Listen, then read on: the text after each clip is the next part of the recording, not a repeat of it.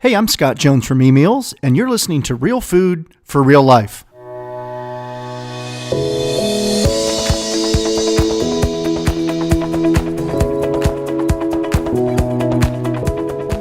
On this episode, I talk with paleo expert and cookbook author Jennifer Robbins. And when they take those rules and they make them law, like I can't do that because that's against the paleo law, then it becomes its own form of eating disorder. And sometimes it can be detrimental, and then it's causing more stress. And then that stress contributes to leaky gut. And then it doesn't matter how much nutrition you're taking in. If you're overstressing about the rules and breaking them, then you're still contributing to your leaky gut, which was possibly the whole reason that you started eating healthier.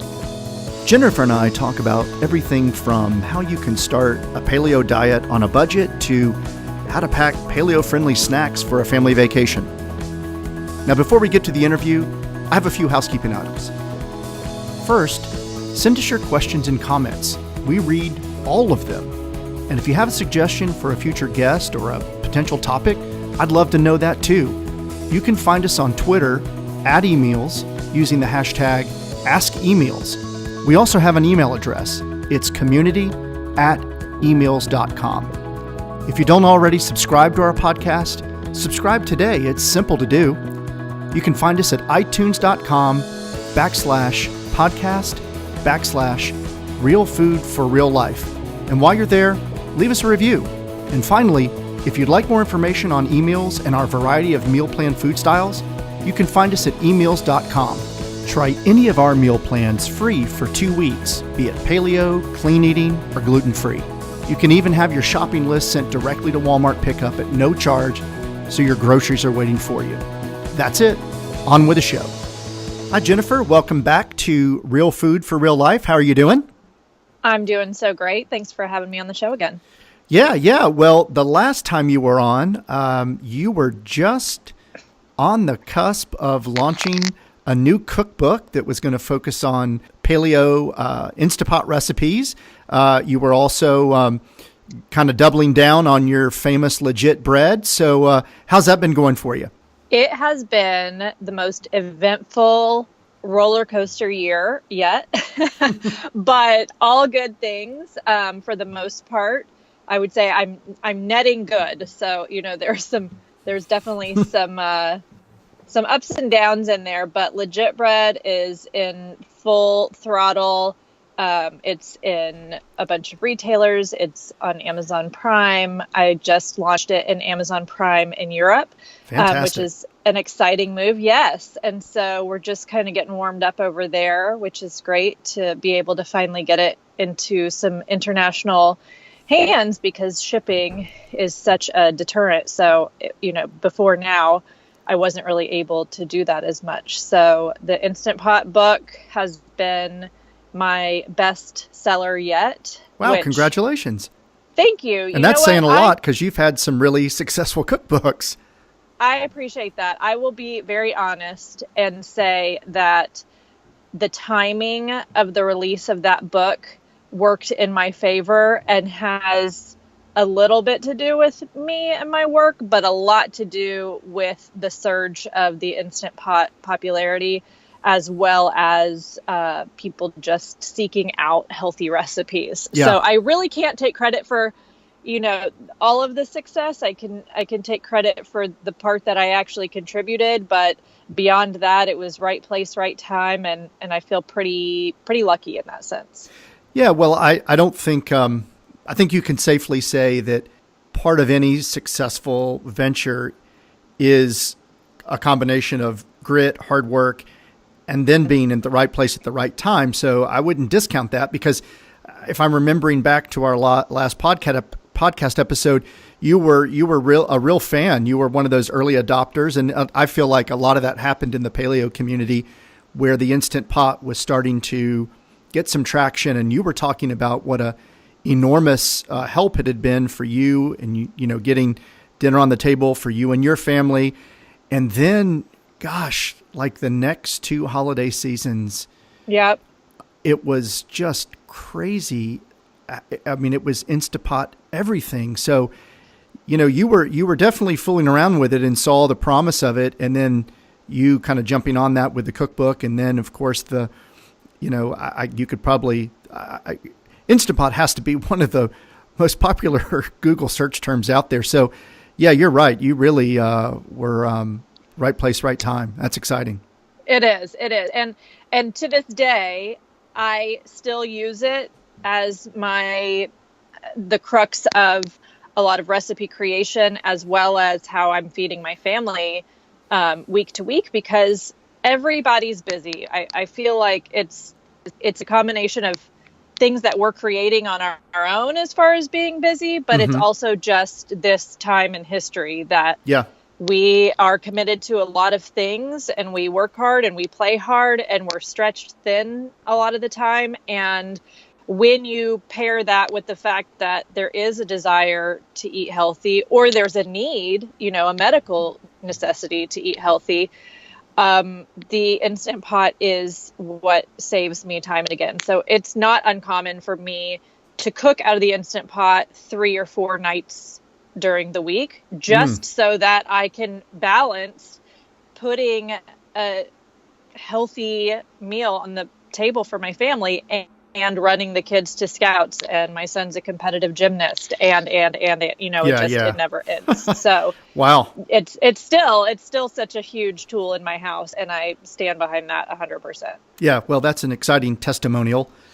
Before we move on to what Jennifer is doing today, for those of our listeners who might not be familiar with your Legit Bread, tell us a little bit about the genesis of that. I as a reference, one of your, most famous, if we can call it, recipes that you developed over the years that was a mainstay in your blog was your bread recipe, which was kind of an enigma within the paleo community, where you're not using flour, but you would kind of crack the code and made this amazing bread that you felt like had some legs to turn it out into a retail operation. So just remind us of that process, if you will.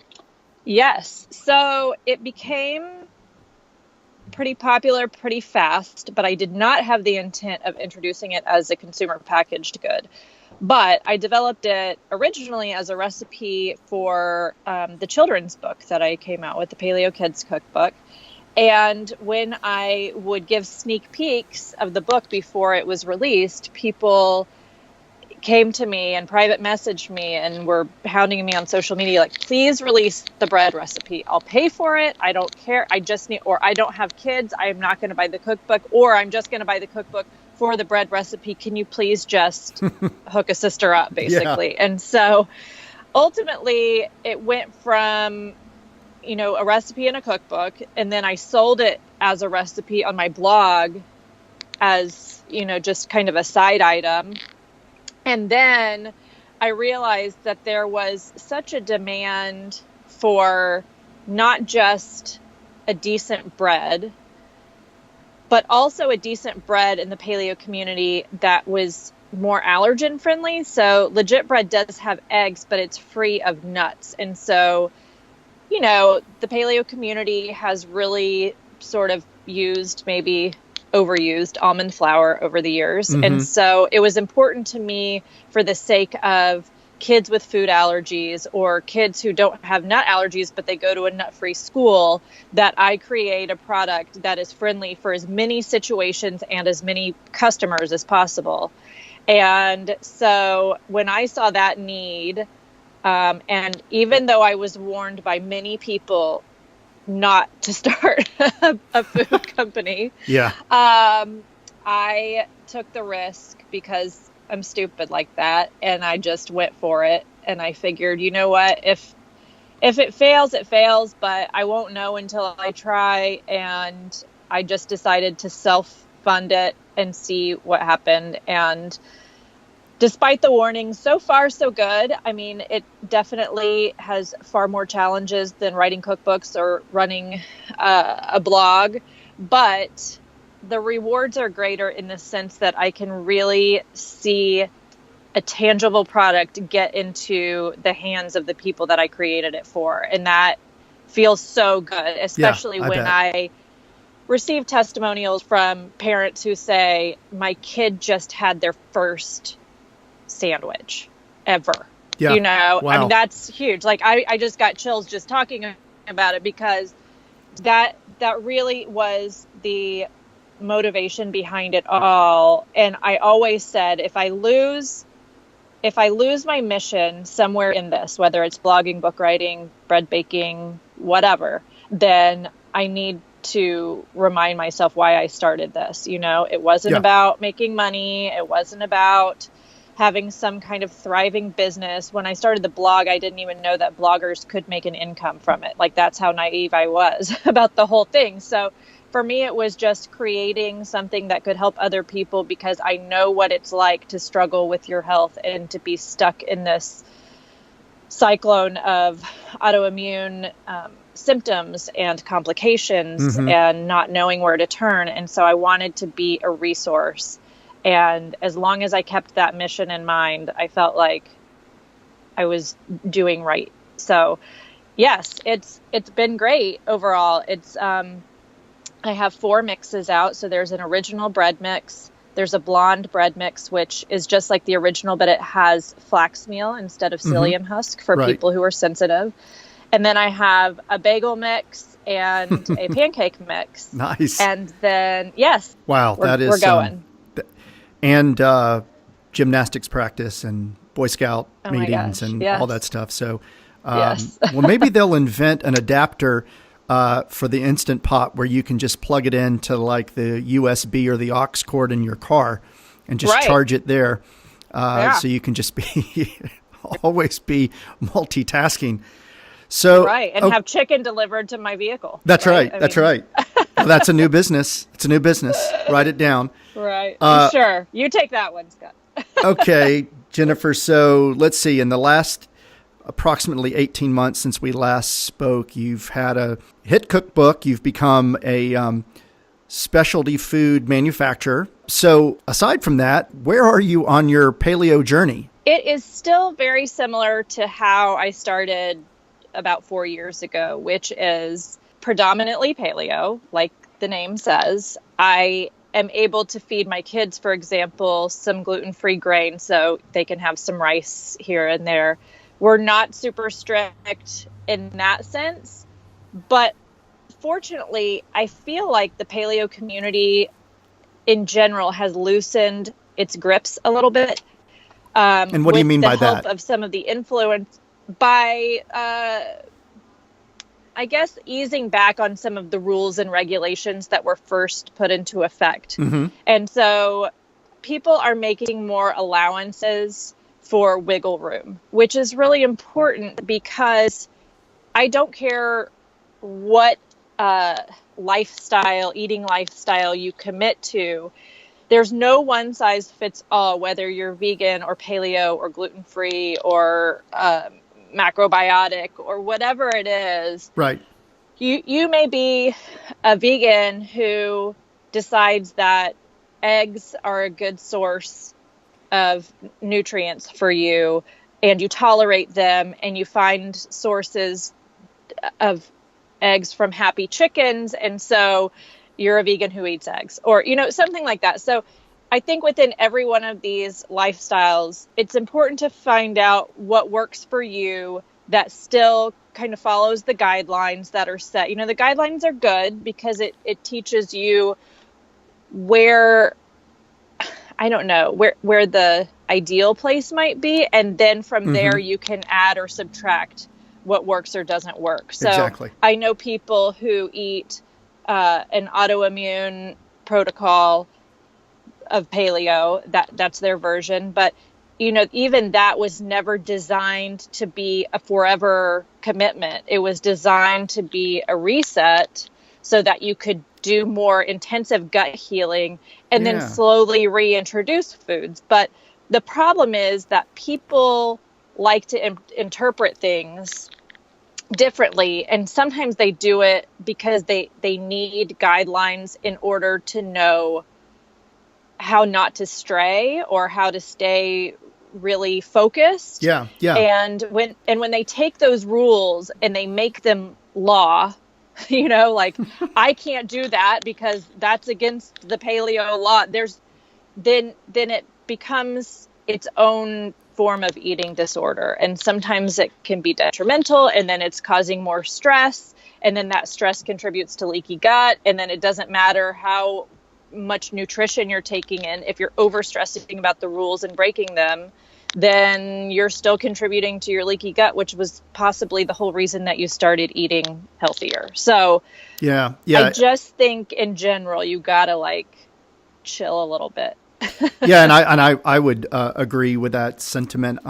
In fact, I can remember having Rob Wolf on last year, and that was kind of his big reveal during the podcast, which is, hey, by the way, it's not a one-size-fits-all diet. It's a good place to start, but right, because I'd heard that starting to be mentioned at one of the Paleo FX conferences a couple of years ago.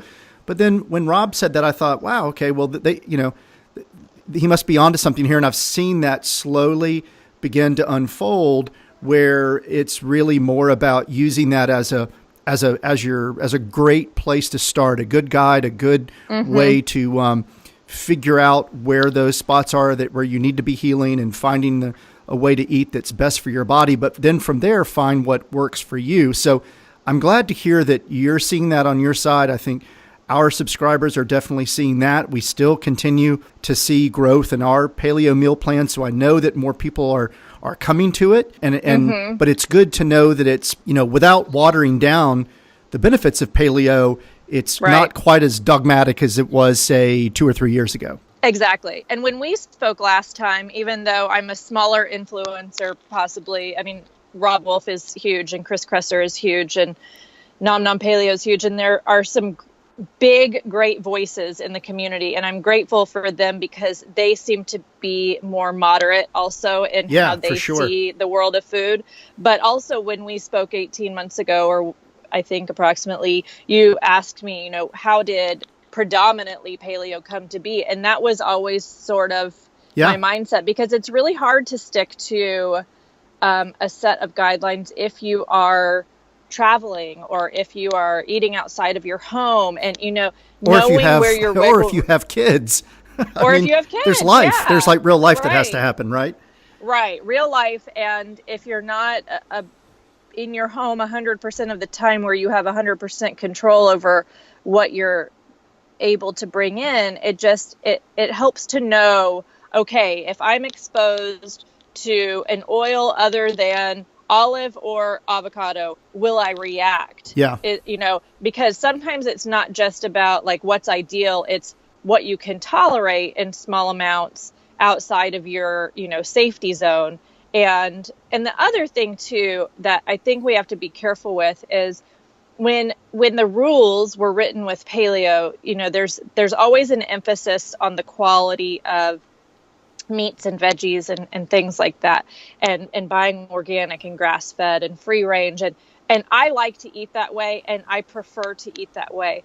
But we have to be careful, because in communicating these rules, they also can become a deterrent for people who can't afford that degree of quality. Right, and so what you're saying to them is, well, if you can't afford grass-fed meat, then you're failing at eating this way. And that's not totally true, because if you take somebody who has a lot of health issues and maybe has several autoimmune conditions, and you tell them, focus on meats, veggies, fruits, nuts, seeds, eggs, and if you can, make them organic, but not necessarily. If all you can afford is what's on, the butcher special that week, but it's not going down the processed food aisle, then it's still a better decision. And I think we should be a little bit sensitive to that we can't turn people away from paleo because we're making it a rich person's diet, know? And, boy, that's a great point. And so, and in saying that, I just wrote my 5th cookbook, which comes out September 4th of this year. And it is another Instant Pot book. But in this one, I really wanted to focus on making it everyone's paleo, everyone's Instant Pot cookbook. So there are no specialty flours at all. There's there's no sweeteners at all for people who want to follow, the stricter forms and they don't want to eat honey or maple, things like that. But instead of making every line item, grass-fed ground beef or wild caught whatever fish, I just kind of left it open-ended so that the reader can do what they can do and not feel like, oh, well, if I can't afford that, then I've already failed, because I don't think that's true. And I think there's a way to eat healthy and do the best that you can just by excluding certain foods, even if you maybe can't quite yet afford the best of the best of the best, right, quality wise. Right. That really goes in line with it not being an all or nothing diet, that exactly you experience it where you are and how you can, and with the goal of doing the best that you can, but it's not an either or proposition.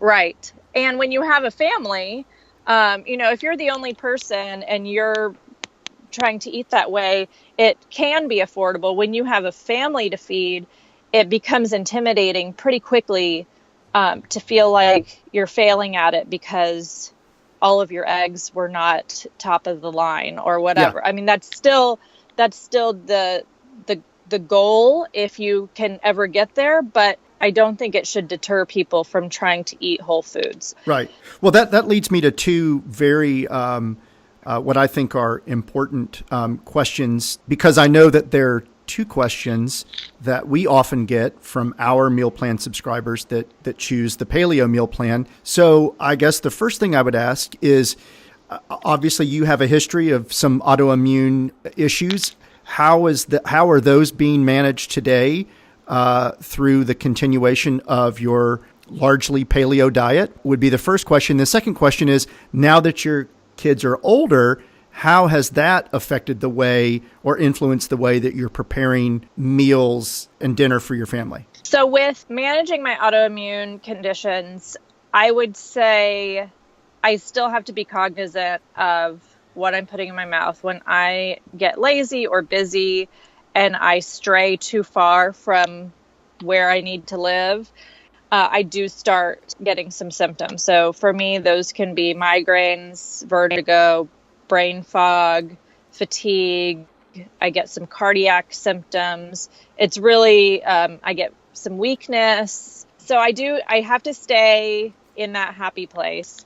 But overall, I feel like I'm very high functioning considering what I keep abusing myself with, which is taking on more and more. So I guess that's the good news. I do still crash sometimes, and that's unfortunate, but I feel like that's more related to stress, which is my biggie, right? More than food itself. And then when I do get overstressed or when I do crash, that's when I have to really make my world a little bit smaller in every way. So I have to get more restrictive with food. I have to get more restrictive with where I allow myself to spend my time and energy, and just kind of reel it back in general. Right. As far as feeding the kids, now that they're older, so they're 11, 10, and 7, they still eat pretty much the same. Our biggest challenge right now is because they're bigger, and because, like, my son, as I mentioned, is a competitive gymnast, he is practicing 16 hours a week, sometimes more. And then we've traveled to gymnastic meets all over the state. Yeah. It's a big commitment. And so, and this is the first kind of big commitment sport that we've had in our family. And it's a lot because it involves the whole family. So there's a few variables there. One is being on the road more. We've had to take 5 or 6 trips to Chicago this season for him to compete, which is 5 hours away. Yeah. So when we're on the road, I have to prepare more with, what am I packing in the car that is suitable, because we can't constantly stop at gas stations and assume that they're going to have something that's appropriate for the family. Sure.